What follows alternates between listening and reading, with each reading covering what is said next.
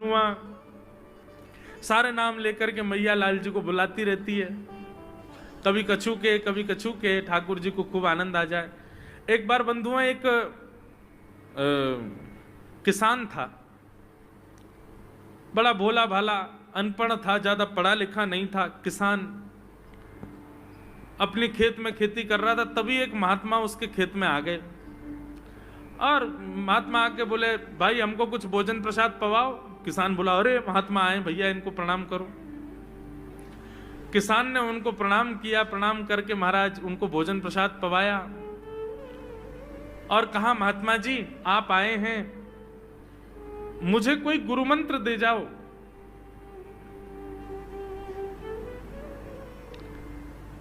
महात्मा जी ने सुंदर गुरु मंत्र दिया, द्वादशाक्षर मंत्र दिया। बोले ये तो बहुत कठिन है, इतना कठिन नहीं, सरल सा दो। अष्टाक्षर मंत्र दे दिया। बोले ये भी कठिन है, कोई और सरल दे दो। महात्मा बोले कुछ नहीं, तुम इतना कृष्ण चंद्र बोल दिया करो बस। कृष्ण चंद्र बोले, हाँ इसी का नाम, जो यही तुम्हारा गुरु मंत्र है। इतना भोला बेचारा याद करने लगा, उसको याद ही नहीं होवे कृष्ण चंद्र कृष्ण चंद्र कृष्ण चंद्र। अब भूल ना जाऊं इसके लिए बोलता रहता था 24 घंटे, कृष्ण चंद्र कृष्ण चंद्र कृष्ण चंद्र। अपने खेत में हल जोत रहा था, कृष्ण चंद्र बोल रहा था। इतने में उसकी पत्नी आ गई, अरे सुनो तुम्हारे लिए भोजन लाई हूं, जल्दी कर लो। बोले कृष्ण चंद्र कृष्ण चंद्र कृष्ण चंद्र। पत्नी पीछे लग गई, पीछे, भोजन तो कर लो, रोटी तो खा लो, ठंडी हो जाएगी। बोले अरे तू पीछे मत पड़, मैं भूल जाऊंगा, गुरुजी ने मंत्र दिया मुझको। पत्नी बोली, अच्छा एक काम करो, आप भोजन कर आओ, तब तक आपके नाम को मैं रट लेती हूं, मैं उसको संभाल लूंगी, पर जैसे ही आप आओगे फिर आपको सुना दूंगी, आप कर लेना। वो ठीक है। बोले क्या बोलना है? बोले कृष्ण चंद्र। पत्नी बोली ठीक है। अब कृष्ण चंद्र बोलने लगी पत्नी, कभी कहीं जाए कभी कहीं जाए, कुछ करे। वो कृष्ण चंद्र बोलते बोलते घसीटे चंद्र हो गया। लौट करके अपने पति के पास, पति बोल, हाँ वो मैं भोजन कर लिया, जल्दी गुरु मंत्र सुना दे मुझको, क्या था मैं तो भूल गया। बोले घसीटे चंद्र। वो उसी से ही हल जोतने लगा, घसीटे चंद्र घसीटे चंद्र घसीटे चंद्र। आकाश में वैकुंठ में बैठे हुए वैकुंठनाथ भगवान प्रसन्न हो गए और प्रसन्न होकर के बोले, लक्ष्मी जी हम जा रहे हैं। बोले कहां? बोले एक किसान का उद्धार करने जा रहे हैं, उसको वैकुंठ लेके आएंगे। लक्ष्मी जी बोली, आपका अशुद्ध नाम बोल रहा है वो, आपका अशुद्ध नाम उच्चारित कर रहा है वो, और आप कह रहे हो कि इसका कल्याण करूंगा मैं।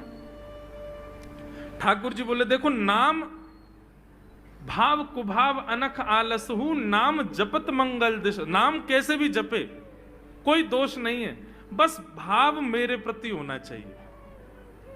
वो नाम भले ही गलत जप रहा है, लेकिन उसके हृदय में तो मैं ही हूं ना। और एक बात बताऊं लक्ष्मी जी आपको। बोले क्या? बोले ये घसीटे चंद्र अशुद्ध नहीं है, मेरा नाम है ये भी। बोले क्यों? बोले जब हम छोटे थे तो बाल लीला कर रहे थे ब्रज में, यशोदा मैया खूब नहलाती धुलाती और बढ़िया सुंदर श्रृंगार करती, लेकिन हम पूरे नंद भवन में घुटमुन चल चल के कभी नीचे लुढ़क करके कभी ऊपर गिर के सब माला तोड़ लेते, अस्त व्यस्त वस्त्र कर लेते, घुंघराले केशों की ऐसे भुज्जा बना लेते, ऐसा रूप बना लेते। यशोदा मैया बोली, आओ मेरे खसीटे चंद्र, सुबह कृष्ण चंद्र बना के भेजती हूँ, खसीटा चंद्र बन के आता है शाम को। तो बोले तब यशोदा मैया ने हमारा नाम रखो खसीटे चंद्र, तो इसलिए शुद्ध नाम है। तो ठाकुर जी के बहुत सारे नाम हो गए, कनुआ, गोपाल, गोविंद, माधव, कन्हैया।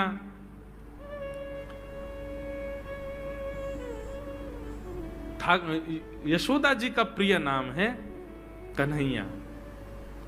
मैया लाल जी को इसी नाम से पुकारती है। ठाकुर जी अब धीरे धीरे 3.5 वर्ष के हो गए, और जैसे ही 3.5 वर्ष के भय महाराज, मानो जैसे उनके शरीर में स्प्रिंग एक्टिवेट हो गई हो।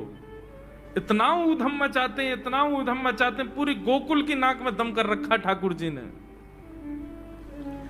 यशोदा मैया ने लाल जी को नूपुर पहना रखे। सवेरे जैसे ही ठाकुर जी उठते हैं, नूपुरों की आवाज आती है तो यशोदा मैया तुरंत रसोई घर से दौड़ के जाती है लाला के पास। लेकिन ठाकुर जी इतने चतुर हैं, यमुना तट पे जाते हैं और नूपुरों में बालू भर लाते हैं कि कल नूपुर आवाज नहीं करेंगे, सुबह उठ के हम घर से भाग जाएंगे कहीं और, मैया को पता ही ना चलेगी। ऐसा उधम मचा में श्री सुखदेव जी वर्णन कर रहे हैं, श्रृंग्यग्निडम शशि जल द्विज कंटकेभ्य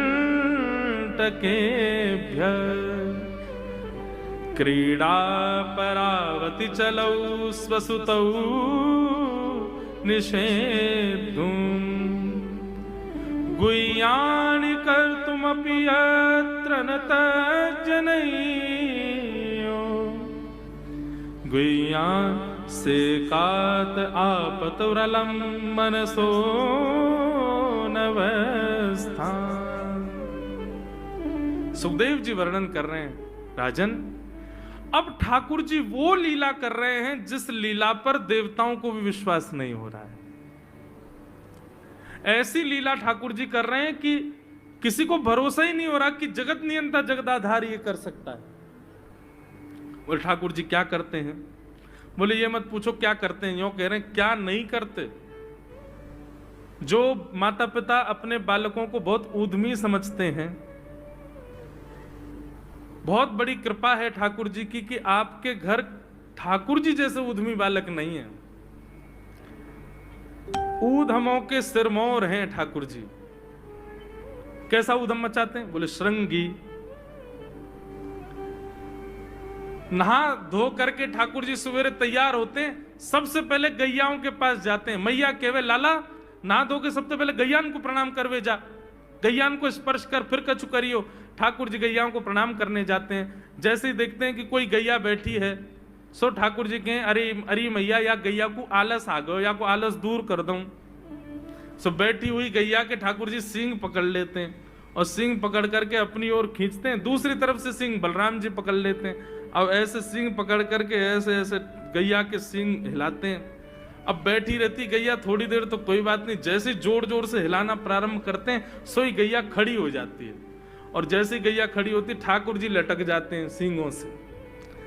अब ठाकुर जी को तो बढ़िया झूला बन गया, गैया की सींगन पर झूल रहे हैं। थोड़ी देर तो गैया इधर से उधर ठाकुर जी को झुलाती रहती है, लेकिन थोड़ी देर बाद जैसे ही ठाकुर जी की पकड़ कमजोर होती है, गैया को पता चल जाए कि अब लाला गिरवे वार है। सो गैया भी इतनी चतुर कि वो गोबर में ही जाके खड़ी हो गए। ठाकुर जी के आगे को चल, मैं गोबर में है जाऊंगा। गैया के ना अब तो मैं यहीं खड़ी रहूंगी, तुम गोबर में ही गिरो। और सोई ठाकुर जी को हाथ छूट जा, मैया मैया बचाइयो, देख जे गैया मुंह को गोबर में फेंक रही है। अब मैया जब तक बचावे आवे तब तक तो लाल जी के हाथ छूट जाएं और ठाकुर जी गले गले तक गोबर के ढेर में जाके गिर जाएं। पर यशोदा मैया